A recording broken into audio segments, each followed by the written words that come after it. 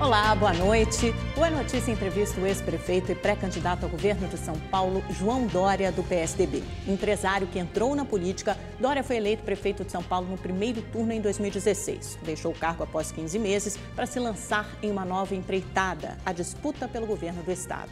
Dória lidera as pesquisas de intenção de voto, mas também foi muito criticado por ter deixado a prefeitura com um pouco mais de um ano de mandato. Tem um grande desafio pela frente, né? Prefeito, candidato, seja muito bem-vindo mais uma vez ao A Notícia. Amanda, muito obrigado. Prazer é meu estar aqui. Eu gosto muito das suas entrevistas. Acompanho você e admiro você. É um prazer tê-lo aqui. Eu tenho até um xodó especial, uma amizade com o prefeito, até porque a gente começou a nossa primeira entrevista no começo de 2016, quando o senhor ainda pleiteava a candidatura no seu próprio partido, no PSDB. Pré. É o pré do pré. E pouca gente sabe, mas o senhor teve um longo caminho antes de ser candidato. Até consolidar essa candidatura, levou mais ou menos um ano, né? Exatamente um ano. De muita andança, muito convencimento. E mesmo o senhor achando que não é político, de muita política, porque haja gogó para convencer tanta gente importante. O diálogo é o convencimento. Aliás, isso é política. Acho que tudo é política, né? A política permeia a nossa vida, permeia a sociedade, o nosso dia a dia. Faz parte da democracia. Eu respeito a política. Embora eu não seja político, eu me apresento como um administrador, como um gestor. Ou seja, eu estou na política, mas eu não desrespeito a política e nem os políticos. Principalmente aqueles que são honestos e que são corretos, né? Os que são bandidos e malfeitores, eu desejo a lei para eles, e estejam na política ou não. Os que também fazem maldade e fazem impropriedades fora da política, também a lei e a punição. Eu gostaria de começar essa entrevista, prefeito, com um tema nacional, até porque São Paulo é a maior cidade do país, e o senhor também ganhou uma dimensão e uma importância nacional, viajou, andou muito por esse país. Uma pesquisa da Datafolha recente mostrou que hoje 43% da população deixaria o país se pudesse. Esse número, esse índice é maior ainda entre os jovens, chega a 62%. O ministro do Supremo, Luiz Roberto Barroso, numa palestra em que eu estive, definiu esse atual momento do país como de depressão coletiva. Eu gostaria que o senhor fizesse um diagnóstico da atual quadra da história do Brasil e que soluções, que alternativas o senhor propõe. Primeiro, é uma constatação muito triste, Amanda. Um país onde a sua juventude perde a esperança na sua própria nação, quem vai cuidar do Brasil no futuro? Os bandidos, os malfeitores, os mentirosos, os que quase destruíram o Brasil em 13 anos de governo do PT, os que querem destruir agora o Brasil em opções totalitárias de extrema esquerda ou de extrema direita. Nós precisamos oferecer para esses jovens alternativas, para que defendam o Brasil, para que acreditem no Brasil, para que possam ter a oportunidade de estudar, possam ter a oportunidade de fazerem aqui as suas vidas, possam ser empreendedores, enfim, que tenham orgulho e não desprezo pelo Brasil, vergonha do Brasil. Nós temos que encontrar o caminho, e o caminho é pela política e é pela democracia, pelo voto. Mas veja só a ambivalência, o caminho é pela política, mas a desesperança é justamente com a política, né? A frustração é com a política. E como percorrer esse caminho, então? É uma boa pergunta, mas não há outro caminho que não seja pelo processo democrático. Não há autoritarismo, não há totalitarismo, não há decisão radical que possa justificar um outro caminho. O caminho é pelo voto. E, Amanda, há boas pessoas. A política tem gente boa também, não é só gente ruim, maldosos, preguiçosos, quem, bandidos, por exemplo, mentirosos. no seu partido e fora do partido, quem são os bons políticos? A quem a gente pode olhar hoje no Brasil como lideranças? Bem, eu não vou fazer uma nominação grande aqui, mas eu vou citar o Geraldo Alckmin, que é o nosso candidato do meu partido, do PSDB, à presidência da República. O Geraldo é honesto, é correto, tem humildade, tem bom sentimento, tem caráter, que hoje é um ativo muito importante na política. Talvez em outras circunstâncias fosse apenas um ativo. Hoje é um ativo importante. Você ter um político honesto, transparente, correto, é um ativo importante. E, além disso, ele é bom gestor, bom administrador, fez uma boa gestão à frente do governo. Mas a população parece que não enxerga isso, né? Porque ele continua estacionado nas pesquisas com 7% esse é o desafio. dos votos. O desafio é esse, é se apresentar para essa população. Há que se lembrar também que a população, na sua maior parte, está distante ainda da política, não está ligada nas eleições. Até por conta da Copa do Mundo, isso também deu uma amortizada no processo. A partir de 15 de julho, e principalmente de agosto, com o horário eleitoral do rádio e da televisão, essa maior camada da população vai acordar, de fato, para as eleições. E aí vai fazer o seu discernimento e vai tomar as suas decisões. Logo, há tempo. Você Pois é, mas não é tanto tempo assim. Não, é muito pouco, né? São só 30 dias de pouco rádio e tempo, TV. É pouco tempo. Mas eu aprendi, no exercício da função administrativa na política, que uma semana é uma eternidade na política. Muita então coisa é pode muito acontecer. tempo. Que outros bons candidatos o senhor enxerga nessa eleição, por exemplo? A gente só tem o Geraldo Alckmin ou o senhor acha que Não, outros. tem um Eu vou citar um cardápio? exemplo até para dar uma demonstração também de pluralismo e Claro. capacidade de enxergar além do nosso partido. O PSDB tem nomes muito bons.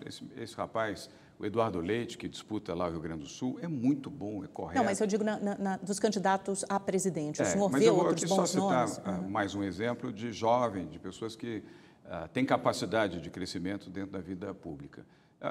Eu citaria o Flávio Rocha. Eu gosto do Flávio, eu acho que ele já esteve até aqui com você. Já 2 vezes. Fazendo a entrevista. Ele é do PRB, aliás, um partido coligado ao nosso aqui em São Paulo. Ele é sério, ele é dedicado, ele ama o Brasil, ele é um empresário bem-sucedido, ele tem uma visão liberal, que é rigorosamente a visão que eu tenho em relação à economia, em relação ao Brasil e ao desafio que tem o Brasil para vencer o desemprego, para gerar novas oportunidades, para fazer com que o crescimento econômico promova o desenvolvimento social. É um bom nome, aliás. Eu trabalho muito para que ele e o Geraldo possam estar juntos, formando essa força de centro. Né? Porque o Flávio, eu acho que ele se espelha muito no senhor e ele é um pouco hoje o que o senhor era em 2016, um empresário novato na política. Tudo bem que ele já exerceu 2 mandatos de deputado federal lá atrás, mas, enfim, saiu da política há muito tempo, dono da Riachuelo e hoje quer entrar de novo, está entrando de novo na política. O senhor vê uma relação entre a história de vocês dois? Vejo. Aliás, ele mesmo declara isso. E nós somos amigos, nós temos 40 anos de amizade, até um pouquinho mais. Desde muito jovens nós somos amigos. Eu tenho 60 anos. O Flávio tem a minha idade também. Com 18 anos nós já éramos amigos e convivíamos juntos no mundo empresarial. Eu era uma agência de publicidade que atendia a conta da Riachuelo e ele à frente da Pool, que era uma das marcas do Grupo Guararapes naquele momento. E essa amizade perdurou ao longo da nossa vida até hoje. Nossas esposas são amigas, nossos filhos são amigos. Então, não é uma amizade feita, cultivada na política, o que não teria nada demais. Mas ela é cultivada na vida, na existência, em valores. Então, é um rapaz que eu respeito muito e é uma força que sai dessa situação confortável da vida privada, que também não tem nada demais, você seguir na linha do conforto, claro, as pessoas é vencem escolha, aonde desejam vencer. Mas quando ele toma uma decisão de vir para o fronte político, é elogiável. Mas o senhor vê o Flávio tendo as mesmas chances, as mesmas oportunidades que o senhor teve em 2016? Bom, o tempo dirá, mas não podemos tirar dele essa oportunidade, não podemos ceivá-lo, tirar dele a oportunidade de que ele dispute. Eu trato com muito respeito a candidatura do Flávio e com enorme respeito a candidatura do Geraldo. Eu espero que os dois possam estar juntos. E o que estiver melhor na pesquisa, nesse momento, e continuará a ser, a meu ver, isso não significa desrespeitar o Flávio, mas é a figura do Geraldo Alckmin, que possam estar juntos, formando um corpo de centro, lutando pelo Brasil. Mas ele o quê? Como vice do Alckmin? Participando. Eu não quero aqui, nem cabe a mim, isso cabe ao ex-governador Geraldo Alckmin definir, mas estando juntos e trazer outras forças também de centro para estarem alinhados, fortalecidos, para poder termos uma alternativa melhor no dia 7 de outubro, Amanda. Aí o senhor tem que convencer os dois, né? Porque o Alckmin ainda não fala sobre essa possibilidade. O Flávio Rocha repetiu várias vezes que não quer ser visto de ninguém, né? Que ou ele entra para ser protagonista nessa disputa ou não entra. Eu quero ser aqui o cupido do bem, somar os dois e outros também. Eu tenho feito isso. Você viu aqui que nós anunciamos aliança com o PSD, do ministro Gilberto Kassab. Construímos também essa aliança para que ela pudesse ser igualmente do governador Geraldo Alckmin. E o PSD vai apoiar o governador Geraldo Alckmin. Construímos aliança com o DEM, estamos coligados com o DEM aqui em São Paulo. E tenho tratado e trabalhado nas conversas com o Rodrigo Garcia, Rodrigo Maia, CM Neto, o Mendonça Filho, Zé Gripino, para que possam avaliar esta possibilidade do Geraldo Alckmin ser também o candidato apoiado por eles. Isso é interessante. Como é que estão essas conversas? O senhor tem feito esse meio de campo, então, essa mediação? Tenho ajudado. Eu não quero ser protagonista, eu quero ajudar, eu quero cooperar. Claro. Quem tem que ser protagonista é o nosso candidato, é o próprio Geraldo Alckmin. Mas, como aqui no estado de São Paulo, o maior colégio eleitoral do país, essas alianças já foram cristalizadas, já foram feitas, eu acrescentaria o PRB, do Flávio Rocha e do ministro Marcos Pereira. Então, nós também, estou à vontade para cumprir esse papel de, olha, já que fizemos aqui uma boa aliança, vamos elevar isso para o plano nacional com o Geraldo Alckmin. Isso pode dar certo e, se der certo, é bom para o Brasil. E qual a maior dificuldade, qual o maior entrave que o senhor encontra hoje em fechar essa aliança ou ajudar a fechar essa aliança também para o plano nacional? Porque a gente vê que o DEM, para ficar nesse exemplo, está muito dividido. Tem gente no DEM, deputado que você conversa no DEM, que quer apoiar a candidatura do Ciro Gomes, outros falam até em Jair Bolsonaro, e tem uma parcela liderada aí pelo Rodrigo Garcia que fala em apoiar o Geraldo Alckmin. Como é que faz para essas forças convergirem? Bem, no caso do DEM, eu tenho muita convicção de que eles virão ao encontro do Geraldo, o Geraldo irá ao encontro do DEM e vamos cristalizar isso, sem desrespeitar, evidentemente, outras posições de integrantes do DEM. Mas o que eu tenho feito é um entendimento, é o diálogo, é estimular o diálogo. Quanto mais forte for o diálogo, maior será a oportunidade do entendimento. E nós temos um prazo para isso, né? 30 de julho, porque no dia 7... E parece que o pessoal vai levar até o prazo, né? Os políticos adoram esse limite, né? O brasileiro adora esse limite, eu diria, perigoso, audacioso, né? E às vezes perigoso, do último momento, do último segundo. Então, nesse caso, nós estamos com um prazo determinado, porque no dia 7 de agosto, todos os partidos já deverão ter feito as suas convenções, homologado as suas candidaturas e as alianças também, e iniciar o registro no Superior Tribunal Eleitoral. Portanto, há prazo para isso. Rodrigo Garcia, do DEM, será seu vice aqui em São Paulo? O Rodrigo faz parte da nossa aliança. É um grande valor, foi um extraordinário secretário do governador Geraldo Alckmin, é um bom parlamentar, aliás, líder do DEM na Câmara Federal. Nós construímos essa aliança, não foi por cargo, foi por proposta. Construímos uma aliança, aliás, com o PRB, com o PSD e com o PTC também, por força da nossa plataforma econômica e social. Esse foi o ponto, o denominador comum de todas as alianças que fizemos. Mas é o Rodrigo que tem mais chance, hoje, o senhor diria? Vamos avaliar isso um pouco mais adiante, porque ainda há a possibilidade de fecharmos outras coligações. Você sabe que eu sou otimista por natureza. Então, há a possibilidade. O PP vai com o senhor ou porque tem se inclinado mais para o Márcio França, né? A gente está gravando essa entrevista na terça-feira, então ela ia ao ar, até ir ao ar, obviamente, pode ter acontecido alguma coisa, mas por enquanto não. O PP, de certa maneira, já anunciou que vai apoiar o Vai ficar com o Márcio França. Né? O senhor está esperando mais quem, então? E eu respeito a decisão do PP. Bom, essas coisas a gente não anuncia, né? Previamente, anuncia concretamente. Então, nas próximas 2 semanas, é bem provável que nós possamos anunciar mais uma, quem sabe 3 semanas, uma segunda aliança também. Bom, o único partido importante que está de fora, por enquanto, que eu vejo é o MDB. Eu já ouvi nos bastidores, a gente sabe que há 2 vagas para o Senado também. O senhor conversa com o Zé Luiz da Atena, apresentador da TV Bandeirantes, que também ficou de decidir nos próximos dias, ele é filiado ao DEM, se pode ser candidato a senador na sua chapa. E ouvi nos bastidores também que o próprio Paulo Scaff pode desistir da candidatura a governador e pleitear a segunda vaga aí na sua chapa. É possível? O senhor vê esse cenário como uma possibilidade? Amanda, é o nosso desejo. São 2 grandes figuras. O da Atena, no mundo da televisão, o mundo que você conhece bem, que é o seu mundo, aliás, onde ele é um grande destaque. Da Atena tem popularidade, tem penetração popular em São Paulo e fora de São Paulo também. É um nome importante, ele fez a sua filiação ao DEM, ele manifestou a intenção de ser candidato ao Senado.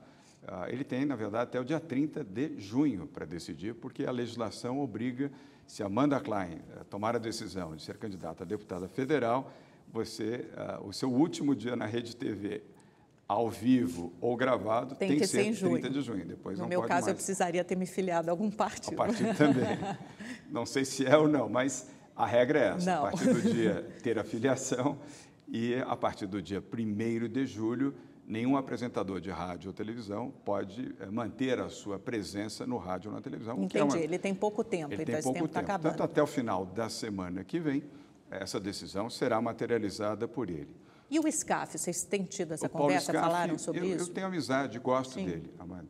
Eu primeiro gosto das pessoas, eu procuro tentar separar um pouco política das relações pessoais. Acabei de contar a minha relação pessoal com Flávio Rocha, embora de um outro partido. E eu gosto do Paulo Scaff, eu tenho uma relação também pessoal com ele de muitos anos.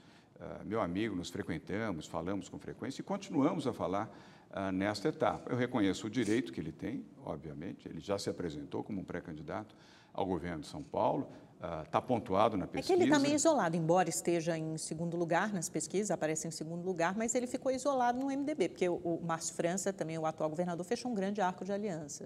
E o MDB não fez nenhuma aliança, embora tenha um bom tempo de televisão. De televisão. Aliás, sozinho, né? É o partido que tem o maior tempo de televisão, individualmente, é o MDB, individualmente.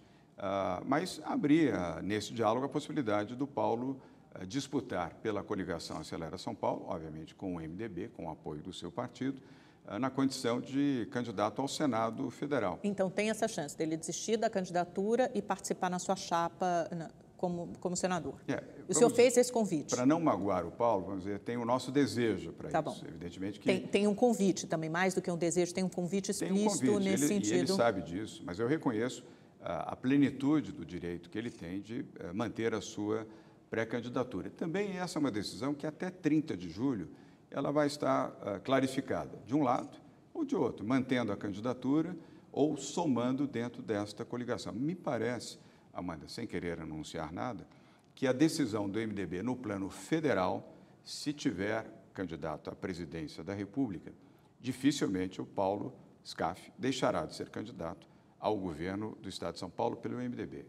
Já na outra alternativa, se o MDB não tiver candidato à presidência da República, talvez isso facilite a formação de uma grande frente em São Paulo, onde o Paulo seria muito bem recebido para disputar o Senado e, a meu ver, se elegeria senador da República, com 8 anos de mandato e, a meu ver, seria um belíssimo senador da República do maior estado brasileiro. Em outras palavras, o cenário nacional está totalmente atrelado ao que acontece no estado de São Paulo e vice-versa. Neste caso do MDB, integralmente. E talvez de outros partidos também. Aí o senhor enfrenta um desafio no seu partido, né? Porque o seu partido decidiu que também quer ter uma vaga aí na sua chapa, um senador do PSDB. Aí não houve essa decisão ainda. Mas tem essa indicação, essa orientação, né? De ou ser o Cauê Macris ou o Ricardo Trípoli, que é deputado federal. O deputado tem estadual Cauê Macris, presidente da Assembleia Legislativa do Estado de São Paulo, jovem deputado, brilhante. O Ricardo Trípoli, que foi líder na Câmara Federal do PSDB, também um político gabaritado, experiente, bem vivido. E a Mara Gabrilli, deputada federal, que é uma doçura de pessoa, gosto muito dela. São 3 bons nomes.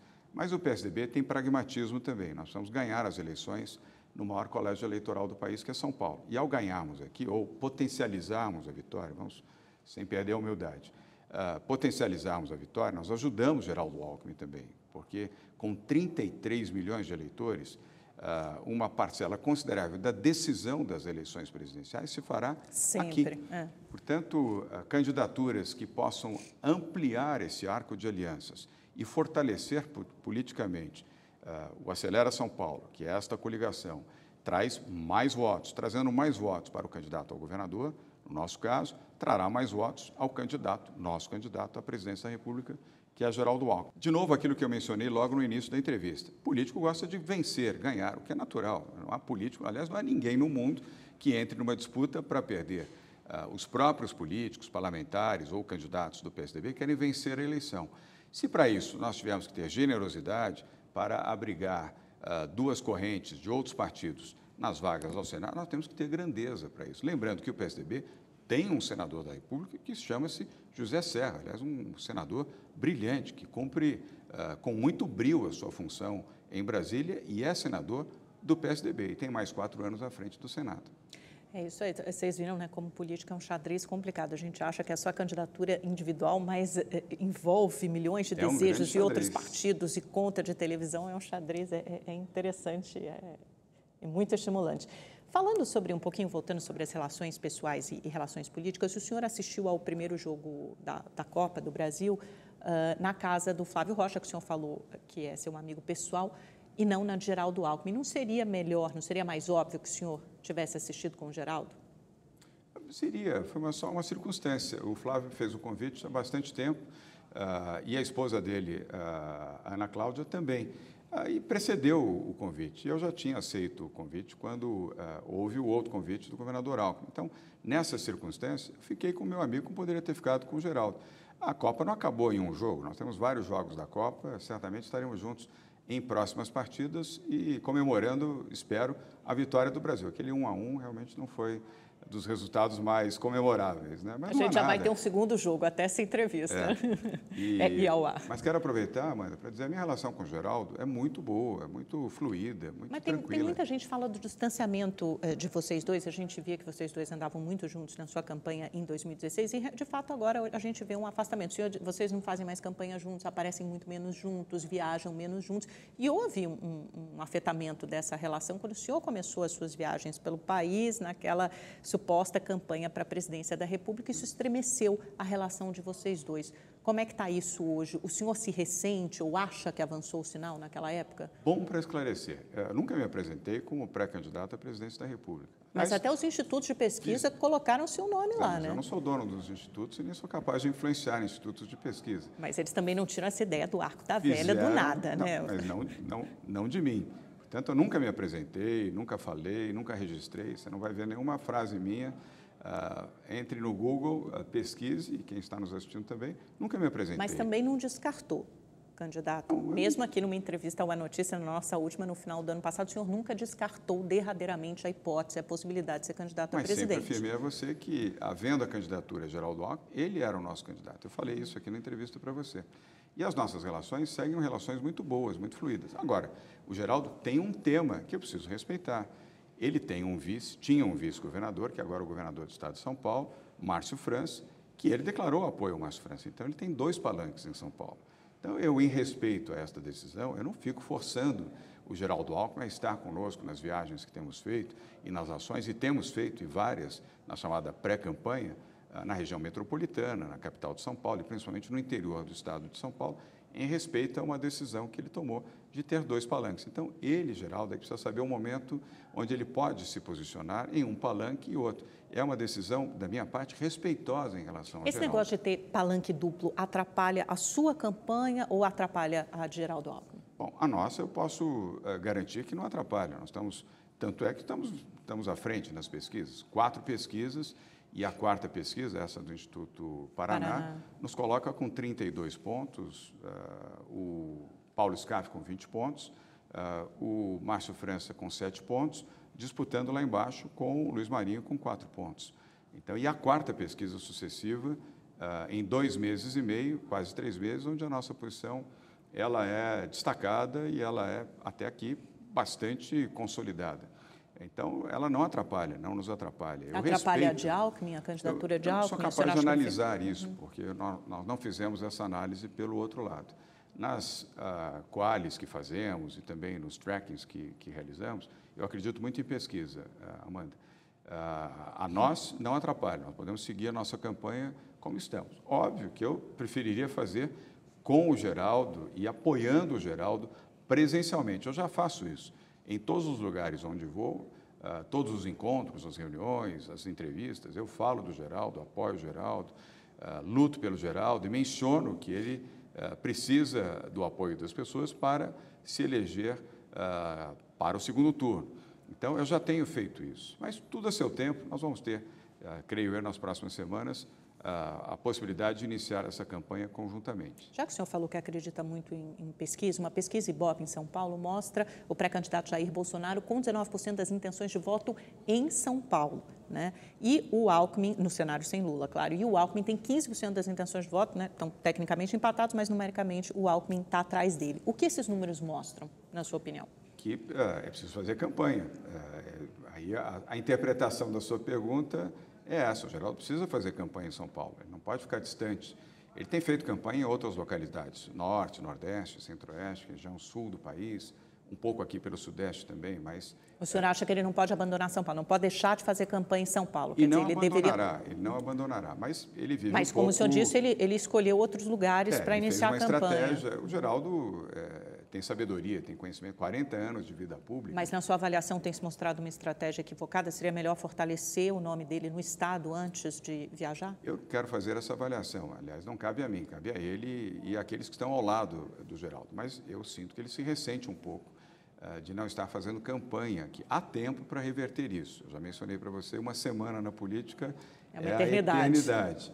Mas, tão logo começa a fazer, o meu sentimento é que ele reverte essa situação e superará o Jair Bolsonaro em São Paulo. É porque o sentimento que a gente tem é que deveria ser o inverso, né? Como ele foi 4 vezes governador de São Paulo, naturalmente ele deveria estar na frente, pelo menos no estado dele. Isso não acende um sinal de alerta no QG tucano? Porque a gente lembra que nas eleições passadas, em 2014, o Aécio perdeu no estado dele, Minas Gerais, no caso, o segundo maior da federação, e perdeu a eleição para Dilma. Não deixa de ser um alerta. Eu não vou desconsiderar isso, eu estaria mentindo para você se não for um alerta. Eu tenho 32%, portanto, isso é uma medida clara. Quer dizer, eu tenho 32%, tenho o dobro do que tem o Geraldo Alckmin, no estado do qual ele foi governador 3 vezes. E foi um bom governador, nós temos que considerar isso, foi um bom governador de estado. Então, há uma análise a ser feita, portanto, é um ponto de análise, como você colocou. É preciso analisar isso com cuidado, com discernimento. Não pode apenas deixa para depois. Vamos analisar e espero que essa análise seja feita e uma decisão seja tomada. E isso o senhor acha que é um entrave até na hora de formar alianças? Não só o fato de ele ficar estacionado em 7% na pesquisa nacional, mas também de estar atrás do Bolsonaro no próprio estado dele? Pode ser. Eu não penso, obviamente, eu não sou capaz de interpretar os demais partidos. Aos que tenho feito aqui o processo para aliança, com exceção do PP, todos eles aceitaram e formalizaram a aliança e fizemos uma frente boa, chamada Acelera São Paulo, que já tem 23 minutos de televisão, capilaridade, nós temos mais, hoje são 645 municípios, nós temos mais de 400 prefeitos já dentro dessa aliança, somos majoritários do ponto de vista das prefeituras. Algumas ovelhas desgarradas também de outros partidos que virão, portanto isso deve aumentar mais quase 10%, vamos chegar a 430 prefeitos aproximadamente. Aí você tem mais os vereadores que estão em curso dos seus mandatos. A ação dos prefeitos nesta campanha vai ser muito importante, maior do que na última campanha presidencial e estadual. E, além disso, o próprio tempo de televisão ajuda bastante. Tendo que o Geraldo participando mais em São Paulo, certamente melhorará o seu índice. De novo, o colégio eleitoral, o maior colégio eleitoral do país, tem uma influência decisiva. Se Minas já teve como segundo colégio, imagine o primeiro. E o PSDB é muito forte em São Paulo, talvez por isso seja tanto inquietante. O Alckmin ajudou o Aécio a ganhar e ganhar bem em São Paulo em 2014. Né? E ganhou bem aqui.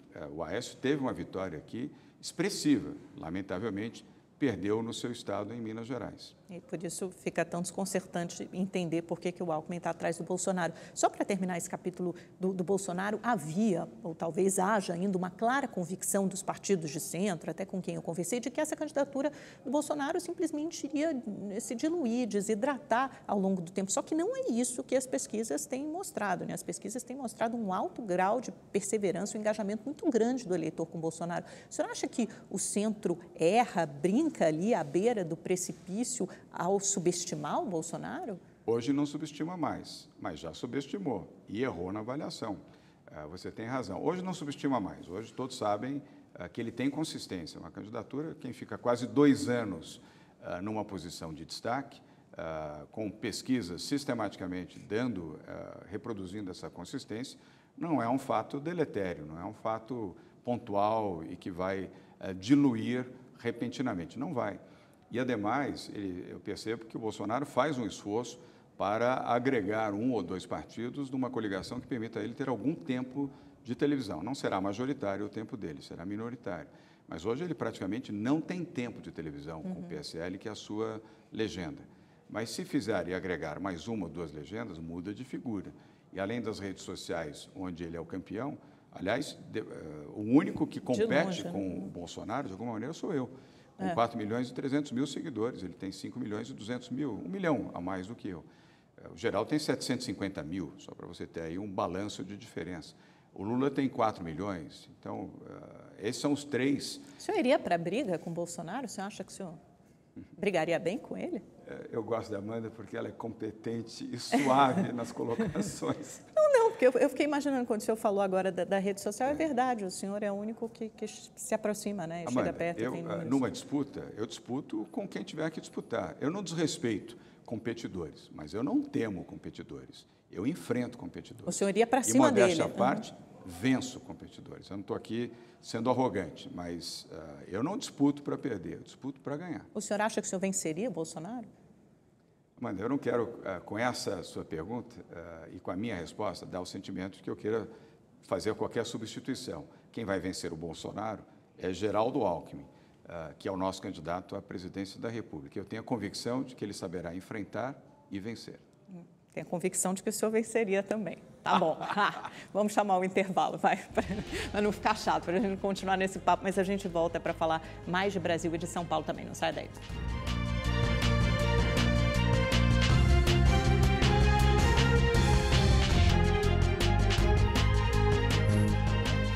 Olá, estamos de volta com o ex-prefeito de São Paulo e candidato agora a governador, João Dória. Candidato, diferentemente da época em que o senhor foi candidato a prefeito em 2016, né, com aquele rótulo de novo, de outsider na política, hoje o cenário em 2018, até houve uma tentativa de emplacar alguns nomes novos, Luciano Huck e Joaquim Barbosa, mas essas candidaturas morreram antes de se tornarem concretas e consolidadas. Então, a eleição ficou marcada pelos políticos profissionais. As candidaturas novas não conseguiram entrar por quê, na sua opinião?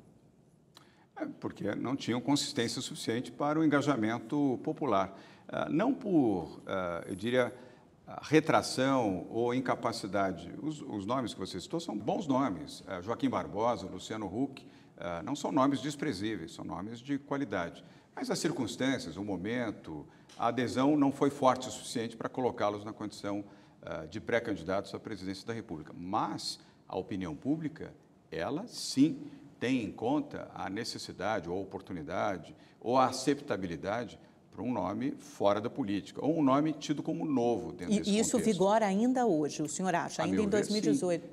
Há uma rejeição grande pelos políticos e as pesquisas de profundidade, as chamadas qualitativas, elas indicam isso com muita clareza. É preciso que os candidatos que aí estão, acho difícil agora vir um outsider.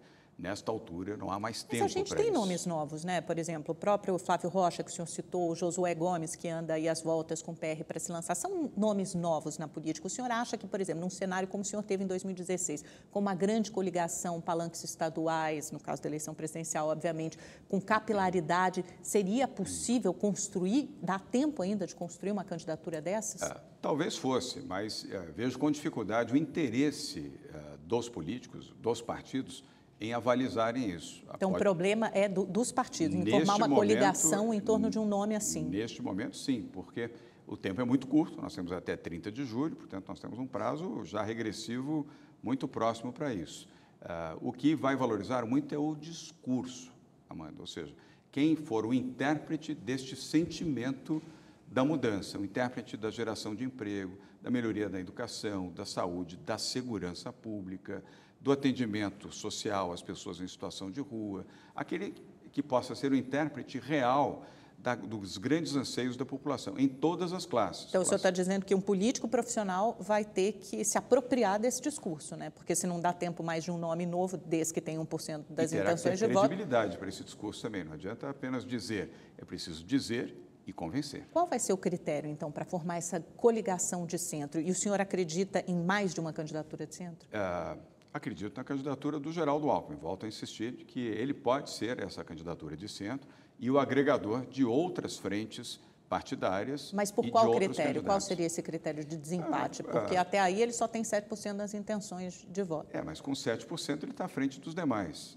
Todos os demais de centro, com exceção da Marina, ele está à frente. Portanto, ele pode ser esse nome de coalizão. Mas você tem o Álvaro Dias, que tem mais ou menos ali uns 5%, e o Geraldo Alckmin carrega o ônus do PSDB, né, que tem o Aécio Neves no processo da Lava Jato, você tem o Eduardo Azeredo, ex-presidente, também recém-condenado.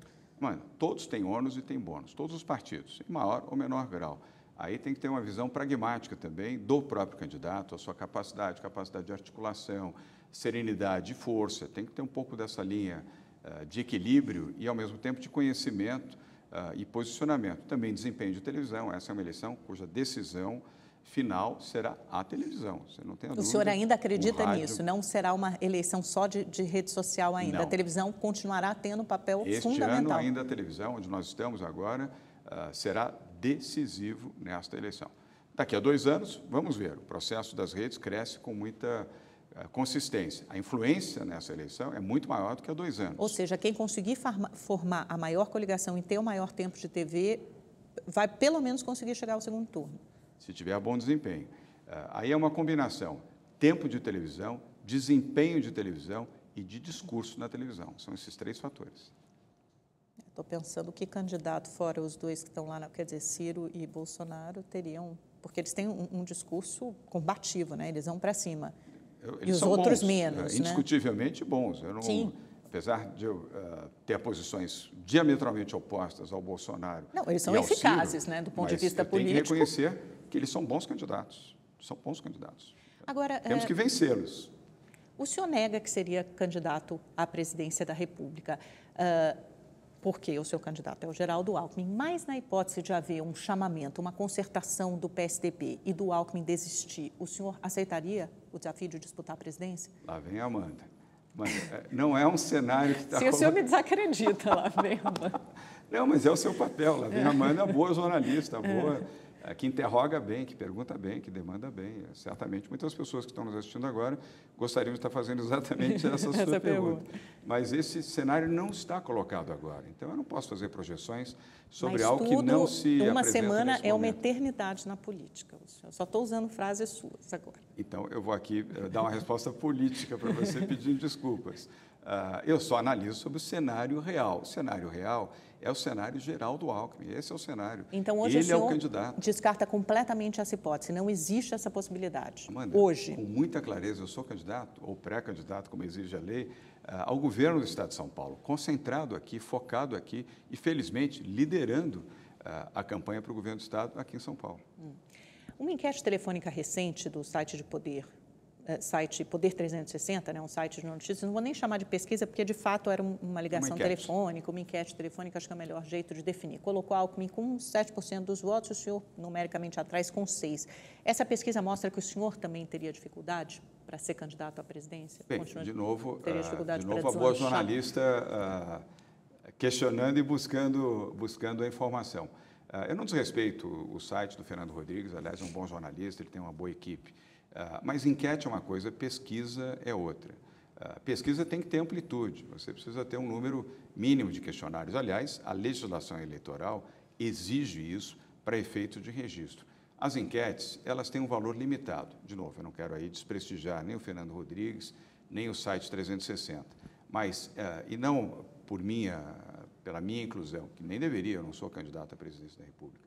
Mas a enquete ela tem um valor muito limitado. É mais ou menos como você chegar na sua casa, no seu prédio, e fazer uma enquete com os condôminos a respeito da presidência da República. Você vai ter um número que pode não ser o número que reproduz a verdade. Por quê? Porque é uma enquete. Pega um número limitado de pessoas. A gente ouve muito em Brasília conversar com deputados de diferentes partidos do PSDB, do DEM, do PP, que muitos teriam mais facilidade em apoiar seu nome. Muitos partidos, por exemplo, muitos deputados do Norte e do Nordeste teriam mais facilidade em defender seu nome como candidato a presidente do que o de Geraldo Alckmin. Então, só para explicar para as pessoas que a gente não tira isso do nada, né? A gente ouve isso na política, internamente. O senhor também já deve ter ouvido isso. Não, é verdade e eu reconheço. Você fala a verdade e reproduz uma verdade. Mas eu vou aqui brincar um pouquinho.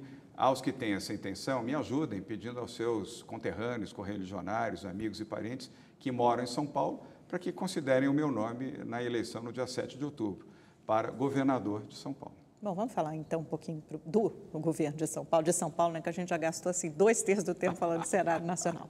Vamos lá, o senhor deixou a Prefeitura, né, de São Paulo após 15 meses com o maior nível de rejeição da sua administração, segundo a pesquisa da Datafolha. 47% dos paulistanos julgaram a sua gestão ruim ou péssima no final, contra 18% de ótimo, bom, 34% de irregular. Posso fazer só uma pequena observação sem impedir que você conclua? Claro. 53% de aprovação. Entre regular, ótimo, regular, bom e ótimo, 53%. Só para ficar claro que a leitura do copo é dos dois lados. Mas a sua popularidade, mais ou menos, pelo menos no que fala de ótimo e bom, era muito parecida com a de Fernando Haddad, seu antecessor, que o senhor criticou tanto nesse mesmo período de ótimo e bom. É mais ou menos a mesma coisa. Mas o regular, 17, quando você 18, tem o ótimo e bom, o regular nessa circunstância... No seu caso era maior. Ele é maior. Na soma é maior. Mas também, eu só não quero interromper a sua pergunta, mas apenas para deixar claro isso. De qualquer forma, se a gente olhar para as pesquisas, por mais que interprete de formas diferentes, mas há, de fato, uma curva descendente de popularidade. E aí eu pergunto ao senhor, o que o senhor atribui a essa queda de popularidade, onde foi que o senhor errou? Primeiro, respeito ao eleitor e aquele que respondeu à pesquisa. Ninguém fica satisfeito ao ter eleito um candidato que venceu no primeiro turno as eleições em São Paulo, saindo de 2% para 53%, representando esperança, mudança e transformação. E, modéstia à parte, eu fiz isso durante 15 meses, mudanças, transformações, fui firme e determinado, programas de desestatização, programas de saúde inovadores, como o Corujão da Saúde, como o Doutor Saúde, como o Remédio Rápido, como o aplicativo da saúde, a educação com 42 mil novas vagas de creche em um ano, 76 vezes mais do que em qualquer ano isoladamente da gestão do Fernando Haddad. Quem fez os CTAs, os Centros Temporários de Acolhimento, e acolheu 10.200 pessoas em situação de rua em 12 meses, cumpriu o seu papel, cumpriu a sua obrigação. Evidentemente que as pessoas desejavam que eu pudesse cumprir mais 3 anos. O desafio do governo do Estado me deslocou desse eixo, embora tenha deixado um grande prefeito, o Bruno Covas, Amanda, e vocês que estão nos assistindo agora, tem sido, em São Paulo, um brilhante prefeito, firme, determinado, com a sua juventude, com o seu conhecimento, o seu preparo, aí com a mesma equipe que estava antes. Eu sou um bom formador de equipe, eu acredito em equipes. Então, o Bruno, à medida em que vai se apresentando e ganhando confiança desse eleitorado em São Paulo, vai diminuindo também esta rejeição. Portanto, eu respeito esta posição, eu não desrespeito nem contesto, eu compreendo isso. E vou te dar um exemplo para finalizar. De quem você gosta, quem que convive com você, vamos usar o exemplo do seu condomínio, que eu já usei. Os vizinhos que você gosta, o que você mais deseja é que eles continuem seus vizinhos, porque você gosta deles, encontra no lobby, encontra na piscina, quando você vai caminhar, são simpáticos, vez ou outra mandam um chocolate para você manda para eles. Você fica triste quando algum dos vizinhos que você gosta deixa o condomínio. É um pouco o sentimento da maioria das pessoas que, poxa, perdemos o João, gostaríamos que ele continuasse a fazer o bom trabalho que ele vem realizando na capital. Eu lembro essas pessoas que, sendo eleito governador de São Paulo, a sede do governo é na capital de São Paulo. E nós vamos ajudar muito o Bruno, como, aliás, é obrigação do governo do Estado fazer. E vamos ajudar também os outros municípios do Estado de São Paulo. Mas aí tem uma coisa também de confiança, um elo, um vínculo com o eleitor, que alguns podem ter sentido que o senhor rompeu, né, candidato? Como é que o senhor responde às críticas daqueles que o acusam de ter usado a prefeitura como trampolim para alçar voos maiores, né? Aí lembram suas viagens pelo país na tentativa de ser candidato a presidente no ano passado, aí depois acabou não conseguindo e agora sua decisão de se candidatar ao governo. Bem, eu volto a te dizer que eu nunca me apresentei como pré-candidato. Algumas das viagens que foram feitas aqui pelo Brasil foram feitas em circunstâncias de convênios que nós realizamos. Só o Corujão da Saúde nós realizamos convênios com 6 capitais brasileiras. Recebi muitos títulos de cidadão das capitais, principalmente, e fui recebê-los nessas circunstâncias. Mas nunca me apresentei, nem me coloquei, nem fiz discurso de pré-candidato. Mas o seu nome virou um nome nacional. Bom, é um nome nacional. Vamos convir que continua sendo um nome nacional. E o senhor trabalhou para isso. Não. E é legítimo que seja. Nesse sentido, concordo com você. Trabalhei aqui em São Paulo e fiz o que poderia fazer ao longo do período e cada dia. E trabalhei muito, Amanda. Você conhece, até porque você é boa observadora. Eu trabalho muito, 16 horas dorme. Por dia. Durmo muito pouco. Você acompanha, você é atenta, você sabe disso. Vários que estão nos assistindo também. Sempre trabalhei sábados e domingos. Trabalhei duro e trabalhei com muita firmeza e determinação e com muita humildade também. Fui lixeiro, fui jardineiro, ajudei a fazer calçadas, a arrumar a habitação popular, a fazer o que tem que fazer com a maior das humildades e no sentimento de mostrar que eu sou um servidor público. Doei todos os meus salários à Prefeitura de São Paulo, a instituições do terceiro setor. Quem escolheu isso foi a Secretaria de Cidadania e Direitos Humanos. Eu posso fazer isso, não estou dizendo que as pessoas devam fazer isso. Eu posso e fiz. E, aliás, vou repetir, se for eleito governador de São Paulo, vou continuar a fazer isso com um gesto de servidor e ajudar a quem mais precisa. E, prefeito, por que, apesar disso, o índice de rejeição é tão alto, né? O Ibope apontou 55%, o Datafolha 49%, na capital paulista. Hoje, as pesquisas indicam, apesar de o senhor liderar, tem uma rejeição. Sempre dos dois lados. Rejeição alta. E a aceitação também. A aceitação no todo é maior do que a rejeição. É importante dizer isso para os telespectadores, o que não me faz desrespeitar a opinião daqueles que não gostaram da atitude que tomei de disputar o governo de São Paulo. Mas o senhor atribui a isso, principalmente, ao fato de ter deixado a prefeitura após 15 meses. Essa rejeição é claro, nesse sentido. E sem falsa modéstia. Eu não quero aqui jamais perder a modéstia, jamais perder a humildade. Mas você só luta para ter alguém do seu lado quando você gosta dessa pessoa. Quando você não gosta dessa pessoa, o que você mais deseja é que ela saia o mais rápido possível do seu ambiente, do seu condomínio, da sua cidade. E não foi o meu caso. Então, eu entendo isso com atitude de carinho. As pessoas manifestaram carinho e confiança ao mesmo tempo, que eu pretendo resgatar ao longo da campanha, e principalmente sendo eleito, trabalhando por São Paulo. Essa é a minha cidade, eu nasci aqui, eu me desenvolvi aqui, eu sou filho de nordestinos, você sabe. Mas eu amo São Paulo, como amo o Brasil, e vou continuar ajudando São Paulo e ajudando o Bruno Covas a ser um excelente prefeito, como vem sendo. Candidato, eu pedi licença mais um minutinho, nós vamos para o intervalo, gente, é bem rapidinho, vamos e voltamos, fiquem aí.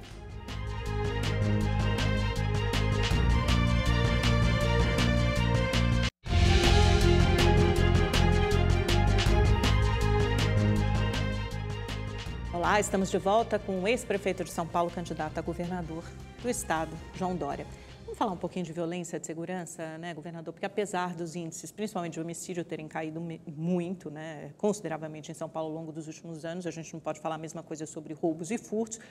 Eu e o senhor somos moradores, sentimos na pele a falta de segurança, a sensação de insegurança em São Paulo. O que o senhor vai fazer para combater isso? Amanda, tem uma política de segurança muito determinada e prioritária. De fato, os índices de homicídio, que é uma forma legítima e reconhecida, inclusive, pela ONU, em São Paulo são os melhores índices do Brasil. O estado de São Paulo tem 7,4 homicídios para cada 100 mil habitantes. E é a forma que a ONU, inclusive, entende para avaliar o índice de segurança. E é de primeiro mundo, mas a sensação de segurança não acompanha esse índice, e você tem razão. Não é de primeiro mundo, não certamente. É de primeiro mundo, e você tem razão, e eu reconheço. Por isso, primeiro, integração das polícias, Polícia Civil, Polícia Militar, integradas, respeitadas as corporações, as suas individualidades, mas integração total, e integrá-las também com as guardas civis dos municípios, como fizemos aqui com a Guarda Civil Metropolitana de São Paulo. Desmilitarização da polícia, não. Não, isso é até um tema nacional e tal. Isso não, só integrar as duas. Valorizar a Polícia Militar, o trabalho da Polícia Militar, que, aliás, em São Paulo é exemplar. Isso significa maiores salários também? Significa olhar com acuidade, olhar com atenção os salários também dos policiais civis e militares. E significa também olhar a reposição. Houve, ao longo dos anos, a aposentadoria de policiais militares e policiais civis foi aumentando esse gap, usando uma expressão em inglês, que hoje não está atualizada. É preciso recompor a tropa no plano da polícia militar e também dos policiais civis. Isso tem que ser feito de forma gradual, mas tem que ser feito. Por que gradual? Você não pode ter uma situação de desarranjo fiscal. Isso foi uma vitória do governador Geraldo Alckmin, de ter um Estado com controle fiscal, que só gasta o que tem, não gasta mais do que tem. Nós não queremos que São Paulo pudesse estar vivendo uma situação onde, infelizmente, o Rio de Janeiro e outros estados estão vivendo. Mas é preciso olhar com prioridade para isso. Também na política de segurança, investir na inteligência da polícia. Por que investir na inteligência? Na sequência eu digo como.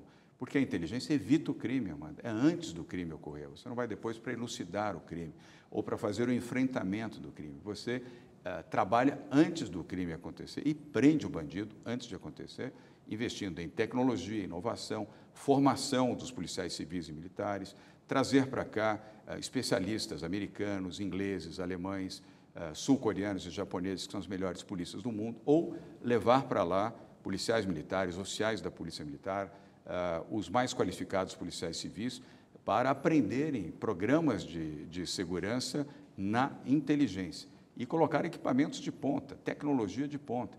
São Paulo, capital, nós introduzimos aqui a primeira polícia de drone do Brasil, a Dronepal. Nós temos 8 drones de altíssima tecnologia doados pelo governo chinês e mais o treinamento feito aqui a agentes especializados da Guarda Civil Metropolitana. Você não vê os drones, não ouve os drones, nem percebe a existência deles, mas eles estão vigiando a cidade durante todo o dia. Só não podem fazer isso à noite, porque a ANAC não permite o voo de drones. Mas durante o dia, eles funcionam e muito bem. As imagens dos drones são transmitidas para a Polícia Militar, lembra que eu falei de integração, para o Copom, e ali são monitorados. Já elucidamos e prevenimos vários crimes a partir da Dronepal. Outro programa importante feito aqui na capital e que nós levaremos para o interior do estado é a City Câmeras, programa de monitoramento eletrônico. Amanda, era uma vergonha. A capital de São Paulo, a maior cidade do país, tinha 174 câmeras de segurança. Tem condomínios aqui no interior de São Paulo que tem mais câmeras. E hoje tem quantas? Hoje nós temos mais de 3.200 e tem mais 7.000 para serem instaladas, sem contar as câmeras já conectadas de shopping centers, de lojas de varejo, postos de gasolina, aquelas colocadas na área externa, que já estão conectadas, aí são mais de 12.000 que já estão conectadas no sistema Detecta da Polícia Militar do Estado de São Paulo, fazendo monitoramento eletrônico. A capital de São Paulo hoje já é a cidade com o melhor monitoramento eletrônico do Brasil e vai melhorar. E todas as câmeras foram doadas pelo setor privado. Agora, prefeito, tem um outro assunto que é bastante delicado, que é o aumento da letalidade policial em São Paulo. Teve um índice divulgado recentemente pelo Monitor da Violência, né, que é uma parceria de estudos da USP e do Fórum Brasileiro de Segurança Pública, que diz que 1 em cada 5 assassinatos em São Paulo é de autoria de um policial militar. O senhor acha importante combater isso, olhar com cuidado, ou esse não é um tema principal, não Amanda, seria na sua gestão? Todos os temas devem ser olhados, mas eu só substituiria o assassinato.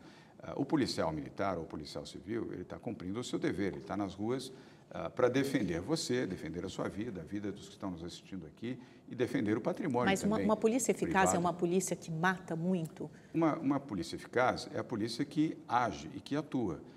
O bandido, quando... Eu tenho certeza que em países de primeiro mundo não tem, obviamente não tem esse índice de violência que a gente tem, mas também não tem esse índice de letalidade policial. Não tem essa proporcionalidade da violência que nós temos aqui. Mas é preciso também respeitar que o policial, quando ele está em serviço, ou mesmo quando ele está fora de serviço, ele cumpre a sua obrigação de defender as pessoas. Recentemente, aliás, você viu cenas em televisão de policiais, eles e elas, homens e mulheres, militares, inclusive fora do seu momento de serviço, enfrentaram bandidos e, circunstancialmente, mataram bandidos também. Então, é preciso ter muito cuidado nesse tipo de análise. Mas a gente também vê muitas cenas, inclusive captadas por câmeras de segurança, de muita violência policial, principalmente na abordagem de gente mais pobre, em região periférica, de negros. E muito menos a descriminalização e fatos como esse que você reproduziu agora. Para isso, mais treinamento, mais orientação, mas você não pode, a priori, penalizar os policiais militares. Você tem que penalizar o bandido. Quero dizer uma frase aqui até dura. Mas o mal policial tem que ser punido com rigor? Isso vai ser olhado na sua gestão? Você não pode, diante do mal policial, generalizar para toda a corporação. E vou dar uma frase dura aqui.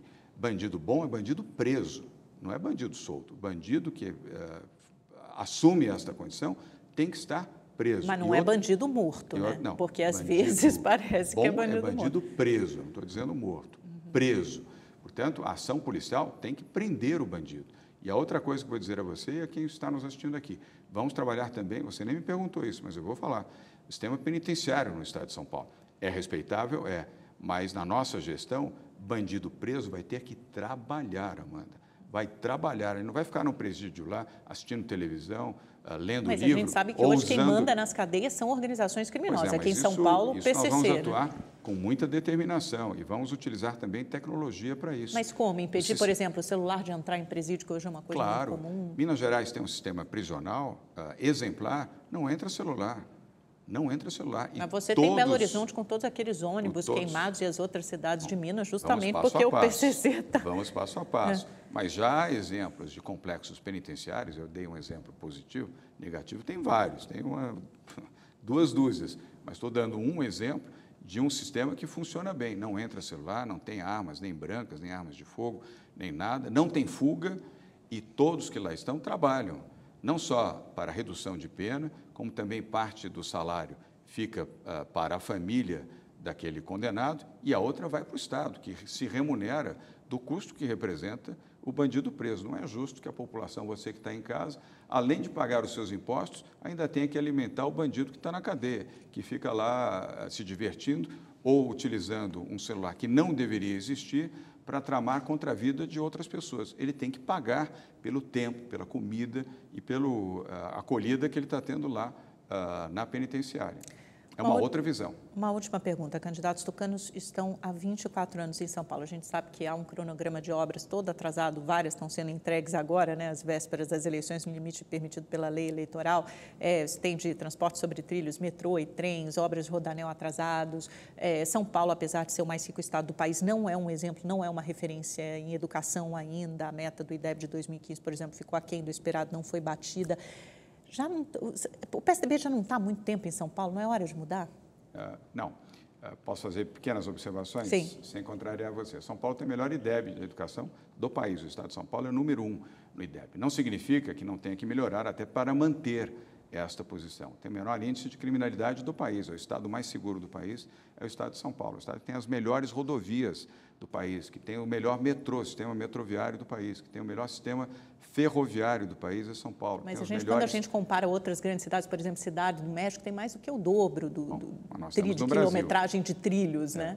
Para comparar com uma cidade que está mais ou menos no nosso nível de desenvolvimento. Mas estamos fazendo aí uma comparação de Brasil. O IDEB não dá para você comparar o IDEB de São São Paulo. Não, estou falando no sentido de transporte. Não. No transporte, por exemplo, o senhor falou que tem o maior sistema de trilhos do país, eu estou comparando com outras cidades do porte de São Paulo. E o governo Alckmin foi, na sua gestão, ao longo de 3 governos, o que mais quilômetros de metrô inaugurou ao longo da sua gestão. Pode fazer mais? E podemos fazer mais? Sim, podemos e faremos, inclusive utilizando o regime de PPP, que foi algo recente que o governo do Estado de São Paulo iniciou e deu certo.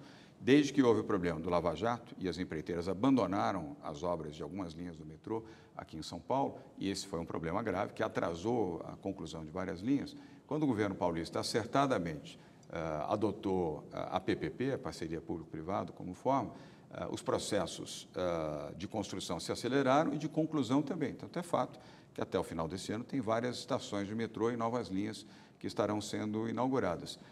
O programa de desestatização me dá até a oportunidade de mencionar ainda que brevemente isso, Amanda, será colocado e empunhado como bandeira nossa em São Paulo. Estado menor, mais eficiente e gestão feita com o setor privado, inclusive na área de transportes. E não é só metrô, metrôs, ferrovia, o ferroanel, hidrovias, as rodovias que ainda não foram privatizadas, algumas vicinais que podem ser também colocadas em regime de PPP, e outros programas, incluindo os aeroportos regionais. São Paulo tem vários aeroportos regionais que precisam de reforma, novos terminais, reformas de pistas, sinalização, equipamentos de segurança. Tudo isso temos que fazer com o setor privado. Isso vai gerar mais empregos, mais oportunidades, mais renda, melhor capilaridade e permitir que o Estado atue onde ele é essencial: saúde, educação, habitação popular, na promoção social e na segurança pública.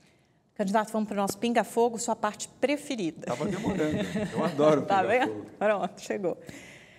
Vou começar com o seu nome preferido também, Ciro Gomes. É um destemperado, desequilibrado, é um bom cliente para os psiquiatras do Brasil. Jair Bolsonaro. É um candidato destemido, mas não é o candidato certo para o Brasil. Marina. Eu tenho respeito pela Marina, embora tenha, a meu ver, a convicção de que o seu tempo já passou. Rodrigo Maia. Um bom presidente da Câmara Federal, um jovem deputado com uma carreira brilhante pela frente. Henrique Meirelles. Um ótimo economista, foi um excepcional presidente do Banco Central, foi um excepcional ministro da Fazenda, mas mais técnico, menos político. Flávio Rocha. Grande empresário, das maiores lideranças empresariais do país, corajoso pela sua decisão de vir para a política e disputar a eleição. Márcio França. Márcio França, eu diria, um bom intérprete da política, mas da velha política. Paulo Scaff. Um empresário sério, dedicado, audacioso, um bom presidente da Fiesp. Geraldo Alckmin. Um grande governador de Estado, um homem que cumpriu 40 anos de vida pública com honestidade, com decência e futuro presidente do Brasil. Lula. Um desqualificado completo, um mentiroso, que cumpre agora o início de uma longa trajetória de prisão para pagar pelos malfeitos que fez, que promoveu e que estimulou. E Temer. Um homem que teve boa vontade para fazer o que pôde fazer. Eu destacaria a reforma trabalhista, que mudou a história do país nesse plano e que deve ser lembrado, a meu ver, pelos aspectos positivos daquilo que pôde realizar enquanto presidente da República. Candidato, muito obrigada por mais essa entrevista, um prazer recebê-lo aqui novamente. Obrigado, Amanda. E boa sorte para o senhor aí, Obrigado, porque a trajetória também é longa também, a gente tem uns meses árduos aí para os políticos, para os jornalistas e também para a sociedade que tem que ficar de olho, gente, votar bem. Olha, obrigada pela sua audiência, pela sua companhia até agora, a gente se vê na próxima segunda-feira. Tchau, tchau. Tchau.